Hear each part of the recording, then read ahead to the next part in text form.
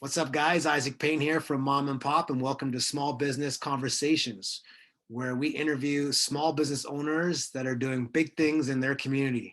We want to hear about their struggles, their story, any strategies and tips they might have, and any secrets they have to their success. Today, we have with us a great guest, the restaurant owner, and they are a purveyor of locally sourced foods, organic barbecue, and brown liquor. They bring together traditional barbecue and organic ingredients from all local farmers and suppliers. I have with us today the executive chef and managing partner of Whiskey Six BBQ, Marc D. Wicks. Welcome, Marc. Yeah, thank you. Appreciate this opportunity. Thank you so much. Awesome, buddy. So how did Whiskey Six start? When did it start and how did it all get started? Well, I moved originally from Calgary over in Alberta to Vancouver. It would be 6 years ago in January. And I had the intention of leaving Calgary to open up a restaurant here in Vancouver. I had owned numerous restaurants and bars and lounges back in Calgary, and I wanted a fresh start. I was already pretty familiar with the food scene here because I was working with some new restaurants and some pop-ups in Vancouver. Prior, I was coming out and doing some farmers markets and kind of testing the waters and seeing what was going to happen. So eventually I made the big move. I cut ties with one of my business partners there. I shut down a barbecue joint that I had in Calgary, and came out here and dove right in. And at the time, 6 years ago in Vancouver, things were starting to kind of get going and ramping up. Vancouver food scene has kind of been up and down, but it's fairly new in terms of the craft beer scene and local distillery scene.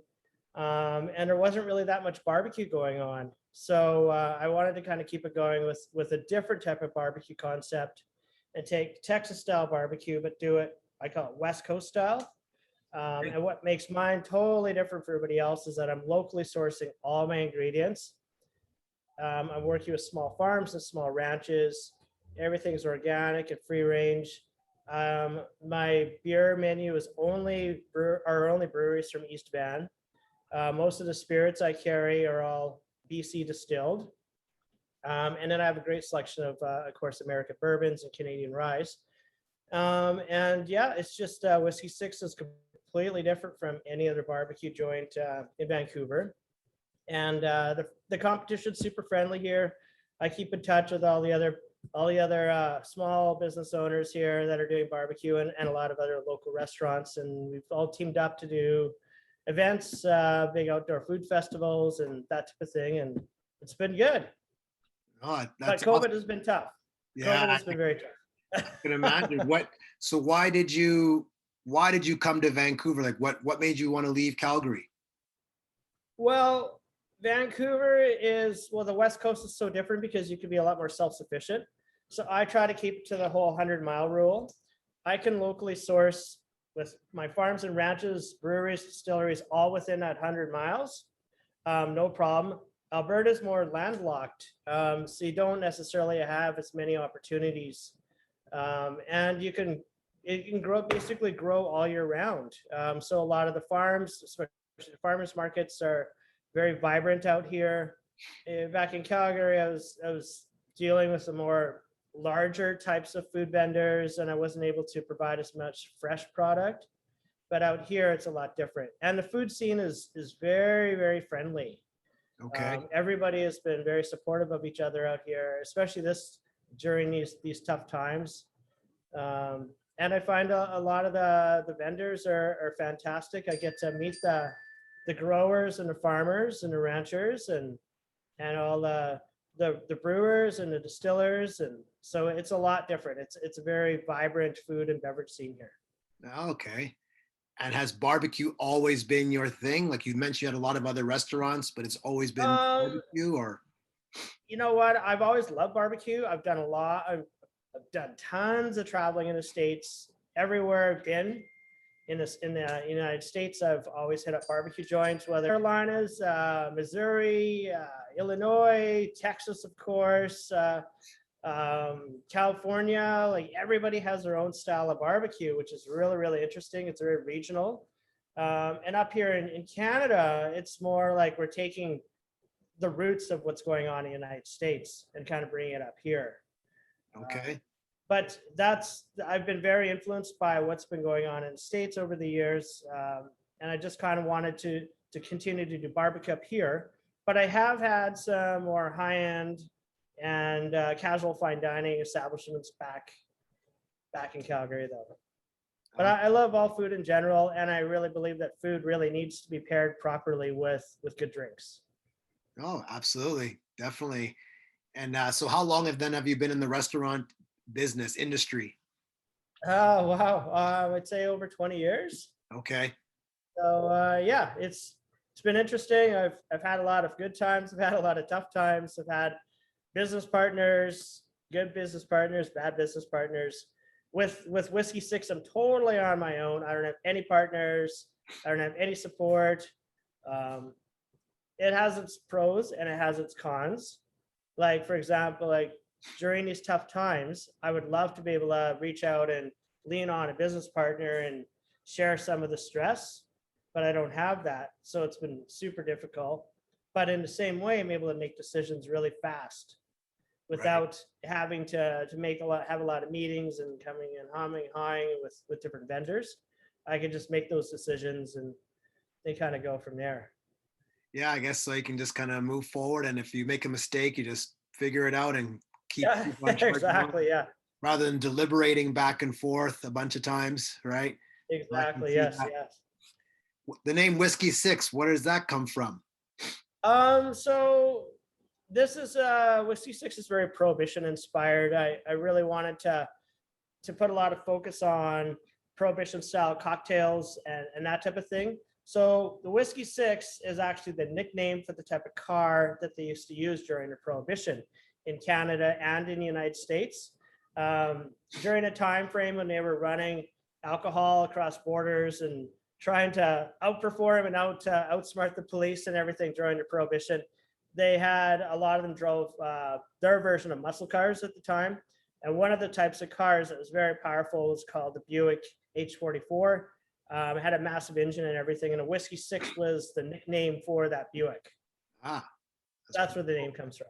oh, that's pretty cool stuff, man. Yeah. I would never would have been able to guess that. So yeah, no, that's awesome. So yes, I know that COVID obviously has been punishing the restaurant industry. How's COVID been treating Whiskey Six? Well, I've been able to adapt and able to pivot. I always did a lot of takeout prior to COVID, and my style of food travels very well in takeaway containers. And the portion sizes are fairly decent sized so that when it's in a box, it looks like very substantial, as opposed to a lot of other styles of food where you open up the box and there's like little tiny bit of food right in the middle. So it travels well, it looks well. So as a result, I was able to kind of capitalize on that and really push the takeout because back in March when the lockdown happened and I couldn't do any sort of dine-in, I was stuck doing just basically all takeout for almost 3 months. And I was able to do it. It's no problem. But I make a lot of my revenue from alcohol sales. So that was pretty challenging. But then the province kind of changed things a little bit, made things a lot easier, and gave restaurants like mine the opportunity to be able to sell alcohol without having to apply for that extra type of liquor license. And it looks like they're probably going to move forward with that. And then the province also made things easier for us because now we're able to get our alcohol at the government liquor stores at wholesale prices as opposed to the full retail prices. Because what the general public doesn't know, or they assumed, is that they thought we got deals, but we paid the same price that the general public would at a government store. Wow. Because we aren't allowed to shop at private stores, we have to shop at government stores. Okay. So that they can keep track of the sales and that type of thing, make sure everything's all above board. And that's totally cool. I understand that. But so that the government has kind of eased restrictions for restaurants and bars, made things a lot easier. And now that I'm able to do dine-in again, it's been challenging because I've lost through social distancing and trying to keep my dining room safe, I've lost half my tables. So as a result, I have to be able to be smarter about my reservations in terms of how I bring people in and how long people are sitting. Because like every single time someone sits down, it's revenue, right? So it's been pretty tough. And a large component of Whiskey Six is our catering and events division, which I also run and operate. So moving into COVID, I had 26 weddings booked for the summertime, spring and summer. All those were on hold. I did actually two. I did two COVID safe weddings, which was a lot of fun, really interesting. And then basically all the other wedding clients decided to just postpone to this year. But unfortunately, several of those wedding couples have already canceled. So it's been super tough because I believe in good karma and treating people very fairly. So I've given back their deposits 100%. Haven't held anything back because it's not their fault. Right. So it's been pretty challenging for me because I've lost a lot of revenue, a lot of projected revenue. Yeah. So I'll see how it goes. Like I'm hoping that the province changes things and we can at least go from the minimum or the maximum of 10 people up to 25 or 50 people. Because if so, then this summer and fall, I could still do some of the weddings. Okay. But it's been tough that way. But corporate catering, I do a lot of corporate lunches and that type of thing. And I still do that because I'm specializing in doing small individual box style lunches, and it's very safe and friendly for everyone. But it's been tough, but I've been able to adapt. I believe I'll be able to survive this thing and move forward and be stronger once things kind of go back to more normal standards. Oh, that's good to hear, man. I'm glad you're fighting the good fight there for sure. I feel Yeah. here for you, restaurant owners for sure. I have a couple of friends who own restaurants as well, and they say the same thing, right? It's a constant juggling act between managing, the takeout, the dine-in, staffing, all that kind of stuff. How has staffing been for you? That has been the biggest challenge. To keep my labor costs low, I'm basically doing almost everything. I do 90% of the cooking and 100% of the serving. And I do all my own social media and I do all my own bookkeeping. I'm basically doing it all 16, 18-hour days, 7 days a week. It's been super difficult, and I'd love to be able to be busy enough to start to bring back staff. But in the meantime, the labor saving on labor is huge for me, because that's where most restaurants spend all their money, is on labor and their rent. So I've been fortunate because I have really good landlords. My rent is very reasonable because I'm not in like the downtown core of Vancouver. I'm in a little bit more of the outskirts and East Van. And so between being able to have super low labor cost and a lot of my other costs in line, I've been able to survive this thing. But I haven't had any government support. I haven't received a dime yet. I keep on trying, keep on applying for all these programs, but I have not seen any rent subsidy. I haven't seen a wage subsidy. I don't know. It's super challenging trying to navigate through all their paperwork, trying to jump through all the hoops to find out how I can get this. Oh, no, what is it? Your company just doesn't qualify, or you're just doing something wrong? What do you think it is? So according to the government, I'm successful because I'm surviving. so they're reluctant to give me money because although my restaurant sales are low, they're still doing all right because of my takeout, but they don't factor in the fact that I'm spending more on eco-friendly packaging, which is super expensive. And then I'm dealing with third-party delivery systems that are taking 25% revenue from me. So they think on paper I'm doing all right, but I'm not, because my costs are skyrocketing. Yeah, wow. Gee, So that's you know what, I tip my hat to you, man, for being able to fight the fight you're doing. Do you have family or anything? Are you married? Well, yeah, my fiance is super patient with me. We are getting married on May 22nd. We're Okay. going ahead with it, doing a COVID friendly wedding. So it's 10 people or less. We were going to have more family and friends involved, but we have to just keep it totally legal. Things could change between now and May, but I don't really think so with the province. So she's been super patient. Kids have been patient. I just have to do whatever I can to just kind of keep it going. I have zero social life because all I do is I work. So if people want to see me, they have to come to the restaurant. Yeah, yeah. No, wow. I mean, I have to tell you, I'm a former gym owner, and I closed my gym due to COVID Oh for no. all the reasons that you're still fighting the fight. I chose not to Yeah. fight that fight. I had about 3 years Yeah. left on my lease. Did some math, and I thought, you know what? I probably will lose more than I'll gain in the next 3 years. So Yeah. what am I fighting for? And Yeah. plus, I got two little ones at home, a 3-year-old and a 1-year-old. I thought, Oh you wow. know, my time will be better spent helping out at home than working Yeah. 15, 16-hour days at the gym, trying to keep something alive only to break even or lose money in the end. So I Yeah. feel your pain, my man, for sure. And I tip my Yeah. hat to Yeah. you for sticking it out. I mean, well, restaurant's a completely different beast than a gym. How are you able to cook and serve and do everything all on your own? How do you do it? Yeah. I don't know how I do it either, but I managed to do it. Like today, I had four tables eating. I was cooking, bringing food out, making them drinks. I just work super fast and very efficient. I have good systems. With barbecue, it's great because you smoke. All my meats are all smoked, so it's all about the prep.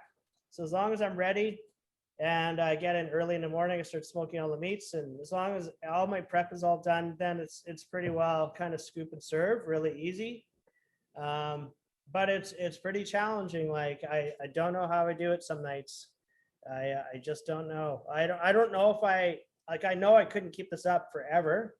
So I know that there has to be some sort of end in sight where things will kind of open up and I'll be able to have more tables, and soon I'm going to be able to have my patio open. Well, I do have a patio, but it's too cold for people to be out there. So I think that by summertime rolls around, I'll be able to bring back some of my staff. And if those staff aren't available, then I get like 10 or 15 resumes a day. Okay. Okay. So The industry, a lot of people in food and beverage lost their jobs. And since I have a really good reputation with how I treat my staff and the fact that the Whiskey Six is still busy and hopping, and won't be difficult to get people to work. But I can't wait till that day comes when I can lean on some staff and get some support. And yeah. So what your revenue just isn't quite there to where you can justify paying staff yet?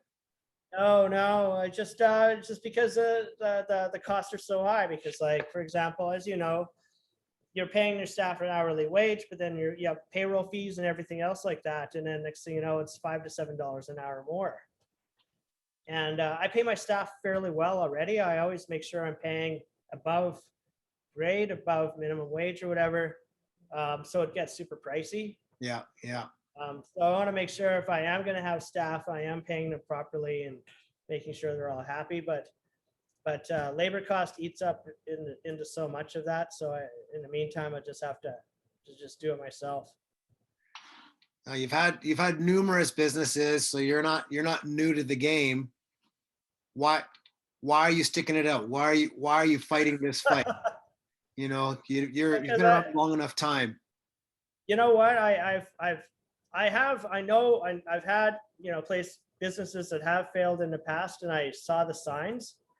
This is something which is unprecedented. It's weird. Like there are no signs. I don't know. Like when you have a place and you can tell that things aren't working out, whether it's for business partner reasons or just like your finances are all kind of haywire. Because of COVID, it's so unpredictable that I don't know what's going to happen in 3 months. 3 months, a lot could change. We could go straight back into lockdown mode, and then if it looked really really bad, then I'd try to figure out what I'm going to do. Maybe just turn into a lounge change my liquor license and just go straight alcohol with small plates of barbecue. Maybe focus on just catering, but the thing is catering is limited right now. Yeah. I don't know. I have to wait and see. There's so much out of my control. Like Mhm. there is no, like nobody can really foresee what's going to happen. So maybe if I keep on going at this pace, I may burn out and just say I got to put my family first and then just shut it down. But I think right now it's survival of the fittest. Whatever restaurants are here standing in a year, those will be the winners. And like Yeah.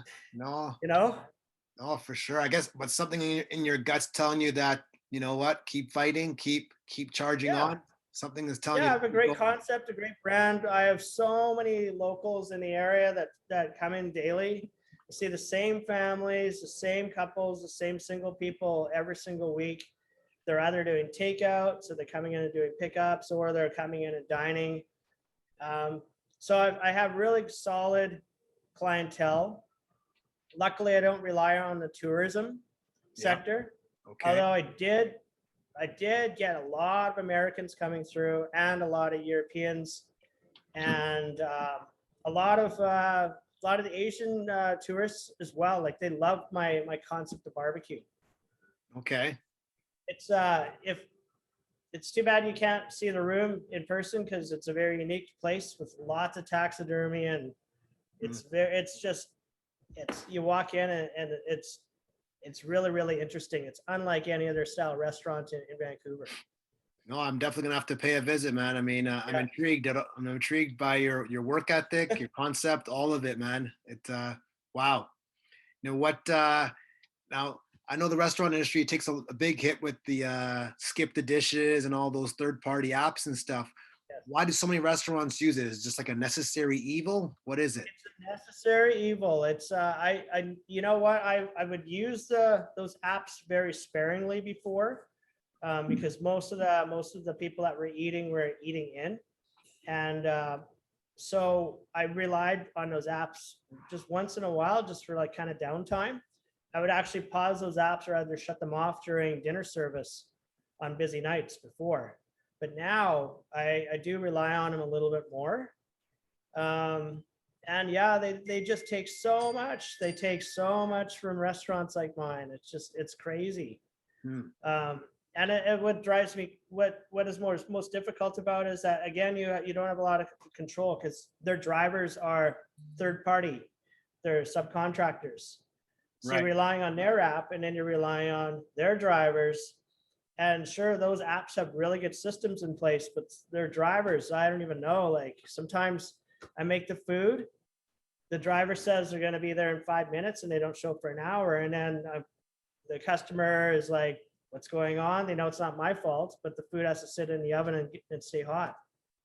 Huh. So that's very difficult too, because then the quality of food Right. isn't there. Hmm. But yet, I guess restaurants are just at the mercy. They have to use it. Yes. Hmm. Yeah. And you know what? I'm just not busy enough at takeout to have my own delivery driver to just sit here and wait for an order and then send it out. It's just I think that kind of works in more family style restaurants where you have a lot of people. Say you have Uncle Harry sitting there waiting, smoking cigarettes, and he's willing to sit there for 2 hours Right. and just wait for an order to just drive with, right? Right. Then Right. it kind of works. But like right now, I'm solo, so it doesn't work. Hmm. Now, I've heard that these third-party apps aren't really that profitable. So, what do you think the future of this whole that system is? Do you think they're going to last, or what do you think is going to become of it? I think that they may say they're not profitable, but I don't understand how they couldn't be, Okay. because they're making so much money off of everything, because their drivers are driving on their own insurance. It's their own private insurance. So those apps aren't covering anything. They don't cover the gas, they don't cover liability or anything. So they're making money off of delivery fees off the drivers. They're making money off of delivery and service charges from the restaurants. They're making percentages off of every single order. So I'm not quite sure how they cannot be profitable. So I think that when they say that they aren't profitable, it's just they're it's just a social media thing to just try to get some sympathy. Okay. And I guess the fact that the province is trying to decrease the percentage that they take, I guess, speaks volumes to how they're gouging the restaurant industry. Oh yeah, for sure. Because I know for a fact there was a couple of those apps that used to take 50% of the driver's tips, and but that's illegal. So I guess it was challenged in court, and now they legally aren't allowed to do that.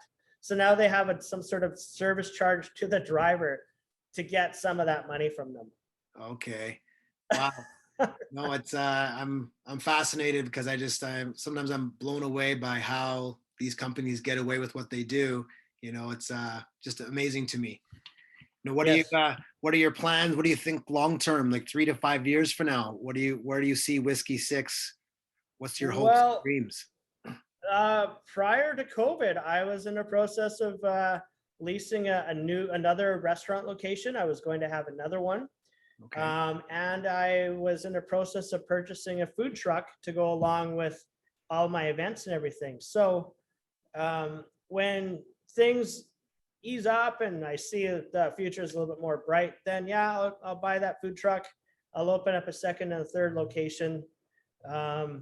And then kind of go from there. Who knows, maybe franchising down the road because it is a good concept.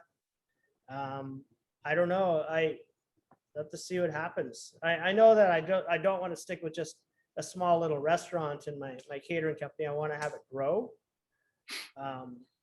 So, and I since I'm doing a healthier style of barbecue, I also want to incorporate some sort of vegan concept, spin-off concept. Okay. So I had something like that in the works, and I'd put that on hold as well. Vegan style barbecue. Yeah. That's different for sure. Yeah, because Vancouver is a healthy city. People want to eat healthy. I have a lot of friends in the vegan community that are food producers and also restaurants and such, and I've teamed up with them doing other types of things and events. So I want to kind of like branch off and do another style Whiskey Six as well. Okay. But that's probably now 2 or 3 years down the road. All right.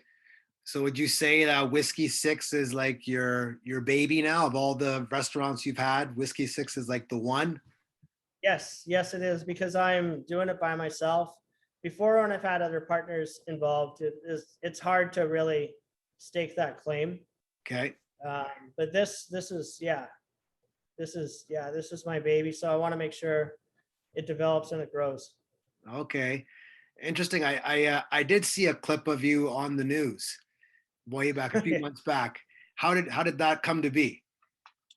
Well, okay, so the frustrating thing, and I'm still fighting with some types of vendors, is that everybody wants to like keep on pushing and pushing and pushing, increasing their fees and adding extra fees, COVID fees and everything. And these are all multi-million-dollar corporations that are doing this. But I believe because the city of Vancouver is who I kind of had a little beef with. They always keep on saying that they're doing whatever they can for small businesses, but really they haven't done anything. They've had their chances to give price breaks and everything. So, for example, my business license renewal and everybody else's business license renewal was up for December 31st for 2021. And I contacted them back in September saying, are you guys going to give some price breaks? Because it's based on the numbers. Like my business license is based on the amount of seats I have in a restaurant, the amount of employees. So I've gone from like 6 employees to myself and 30 seats down to 12 seats. And my business license that I'm paying for is based on 30 seats and 6 employees. So I said, are you going to give some sort of price break? And they never got back to me. And I emailed, I called, I tried everything. And I basically got frustrated and called up some people I know at Global News. Yeah. And they decided to run with the story. And I really appreciate them doing that, because it got, some good awareness out there. And I'm not afraid to say what's on my mind. I know there are some other businesses that would be too afraid to do that. because, you know, like the city has a lot of power. They could easily just pull my business license if they saw that and they weren't happy. Right. But the city saw it. I got some sympathy from them, but they didn't do anything about it. I reached out to the mayor, reached out to city council. You know, I was active on Twitter and tweeting at them as well. Nothing got done. I just paid it because I had to. I'm not gonna just do something illegal. I always want to do everything by the books, and then hopefully they think about things, and if things don't get any better in 2021, maybe they will give a price break. But there's been some other vendors where my invoices have gone up as much as 30% in the last year because they have all these additional fees. And it's crazy because I'm not gonna suddenly just charge all my customers large prices for their food just because I have to try to accommodate all my vendors. But you know, I just want to make sure things are run fair. Oh, wow. Would you say you're probably one of few, if not the only one, who's running a restaurant single-handedly? As far as I know, yes. As far as I know, I talk to other restaurant groups and other restaurant owners and they're business partners, and they're very fortunate, and they look at me and think I'm crazy. I used to do a lot of restaurant consulting as well on a side when I was back in Calgary, and if I met myself and saw what I was doing from a different perspective, I'd say don't do it. Right. I would never recommend to anyone to try to run a restaurant by themselves and do what I'm doing. Never, ever. It's just crazy. Yeah. But I don't have a choice right now, so see what happens. No. How are you able to do the catering as well? Like, when do you fit it all in? Well, that's the unfortunate thing is before, when I would do catering and events, I run it like a separate company. So I have about 30 to 40 people on my on-call list for that. That I can reach out to. A lot of them are actors, musicians, writers. They work for other catering companies, that type of thing. So all those people really want to work if I start to get events again. But because I'm so active in running the restaurant, now I'll have to shut down the restaurant in order to go do that. So I'll be losing out on restaurant revenue. Whereas before, I had, you know, my restaurant staff that I could rely on, and I could just leave and go run the events. So it's going to be tricky if suddenly I do have to shut down the restaurant this summer and go out and run events, because I won't be in a position to be able to leave the restaurant and operating. Yeah, I mean, so I'll have to find out how that goes. I guess you've done some math, and it's worth it for you to close the restaurant and do the catering versus just stay in the restaurant. Okay. Yeah, it's different. Yeah, catering is so different. It's so different. Everything's on paper. There's set pricing. You know where all your costs are. With a restaurant, you're rolling the dice. You don't know if you're going to be busy or slow. Right. Catering, you know, you have that guaranteed amount of people. You know how much staff you need. You know how much alcohol you need. You know how much rentals you need. There are set things that are guaranteed. Okay. No, fair enough. And do you have any tips for fellow business owners out there, or anyone who's thinking about starting a business now? I don't know I think whenever I do see that there's new restaurants opening up during this time frame, I don't know if they're actually aware of how difficult it actually is. I would never try to open up something during this time with all these uncertainties. That's why I paused the food truck, and that's why I paused the other restaurant location, because I'm not that crazy to do it.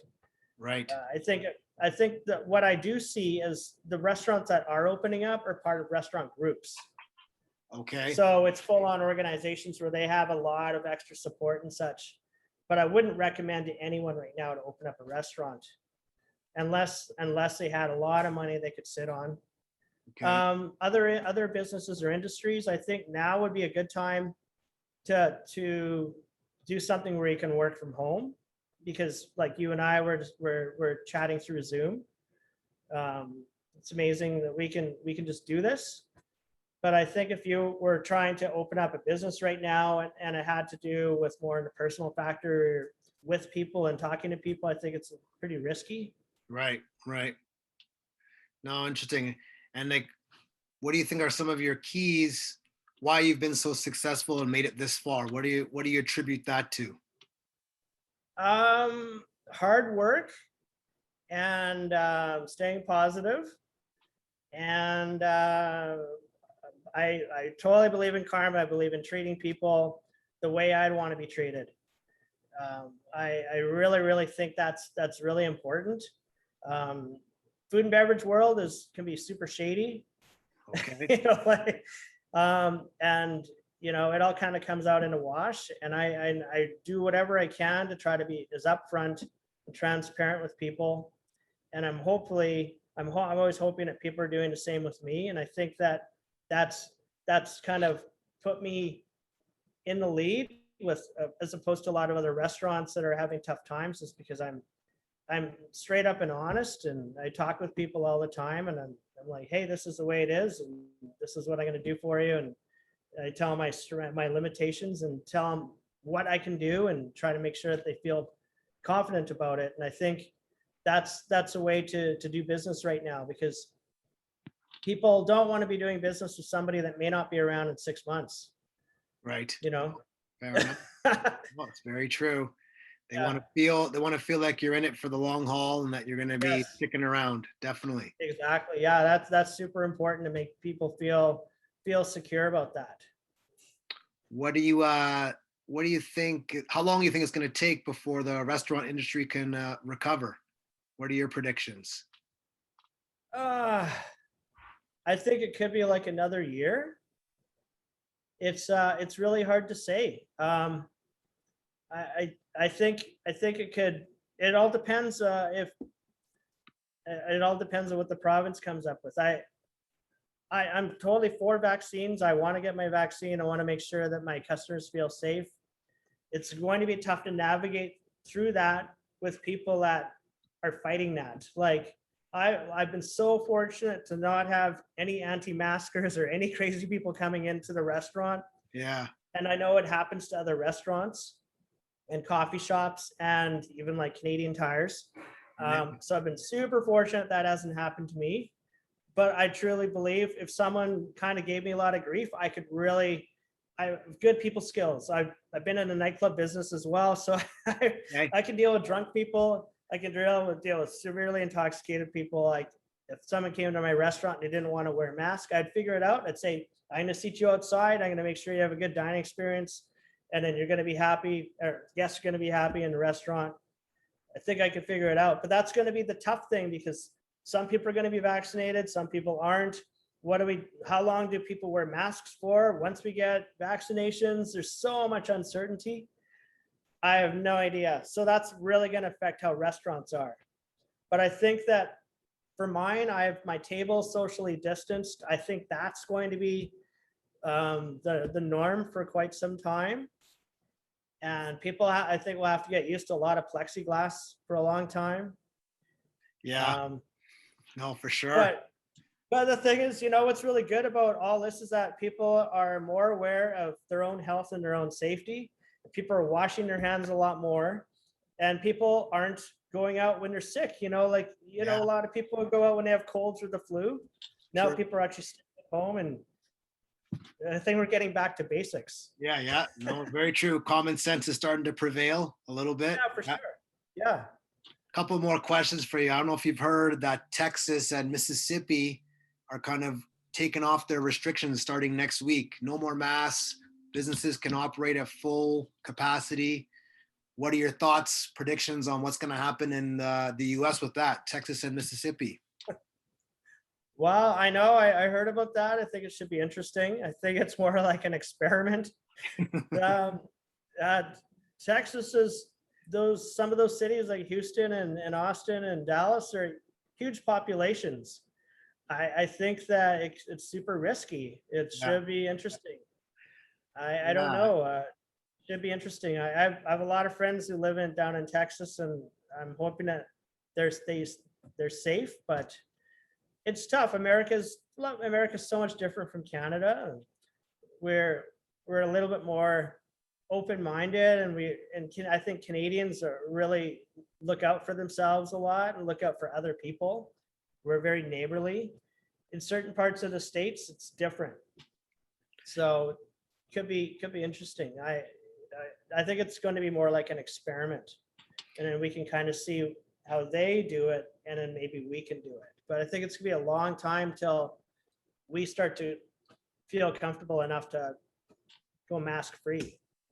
Yeah, I agree. I think it's like you said, it's an experiment. They want to see if there's going to be a huge spike or influx or whatever, or if it's just Yeah. going to be moderate. They're just hedging their bets, I guess, and want to see what the reaction will be, right? Yeah. Yeah.